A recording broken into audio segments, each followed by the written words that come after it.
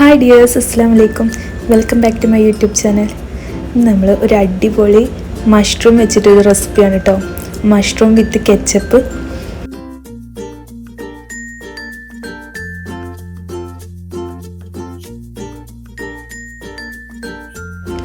ആദ്യം നമുക്ക് ഉള്ളിയും ക്യാപ്സിക്കും ഒന്ന് വഴറ്റിയെടുക്കണം. ഇതിനായിട്ടൊരു പാൻ അടുപ്പത്ത് വെച്ച് കുറച്ച് എണ്ണ ഒഴിച്ചിട്ട് അതിലേക്ക് സവാളയും ക്യാപ്സിക്കും ഇട്ടെടുത്ത് കുറച്ച് വലുതാക്കിയിട്ട് ഇങ്ങനെ കട്ട് ചെയ്തെടുക്കണം. എന്നിട്ട് ഇത് നന്നായിട്ടൊന്ന് വാട്ടിയെടുക്കുക.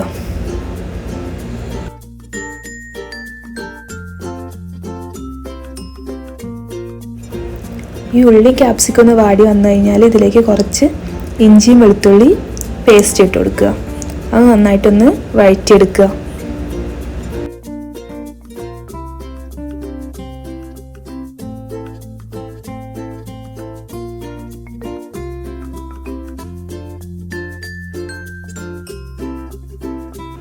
ഇഞ്ചി വെളുത്തുള്ളിൻ്റെ ഒക്കെ പച്ചമണം മാറി വന്നു കഴിഞ്ഞാൽ ഇതിലേക്ക് 1.25 ടീസ്പൂണ് കാശ്മീരി മുളക് പൊടി, 1/4 ടീസ്പൂണ് മഞ്ഞൾപ്പൊടി, ഒരു 1/4 ടീസ്പൂണ് കുരുമുളക് പൊടിയും കൂടി ഇട്ടിട്ട് നന്നായിട്ടൊന്ന് മിക്സ് ചെയ്തെടുക്കുക.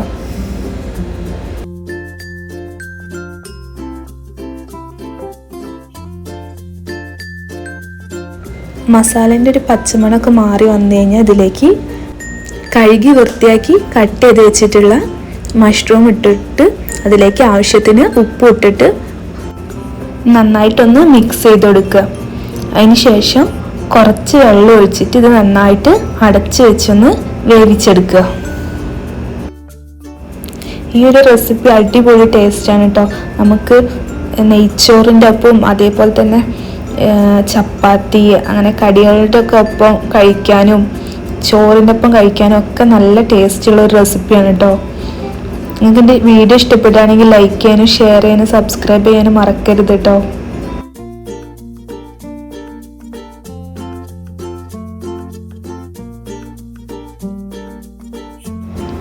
മഷ്റൂമൊക്കെ ഒന്ന് നന്നായിട്ട് വെന്ത് വന്നു കഴിഞ്ഞാൽ അതിലേക്ക് ഒരു 3 ടീസ്പൂണ് ടൊമാറ്റോ കെച്ചപ്പും കൂടിയിട്ട് ഒഴിച്ചു കൊടുക്കുക. എന്നിട്ട് ഇത് നന്നായി മിക്സ് ചെയ്ത് കൊടുക്കുക. നമ്മളെ മഷ്റൂം കറി ഇവിടെ റെഡി ആയിട്ടോ. ട്രൈ ചെയ്തിട്ടില്ലെങ്കിൽ എന്തായാലും ഒന്ന് ട്രൈ ചെയ്ത് നോക്കേണ്ട ഒരു റെസിപ്പിയാണ് കേട്ടോ.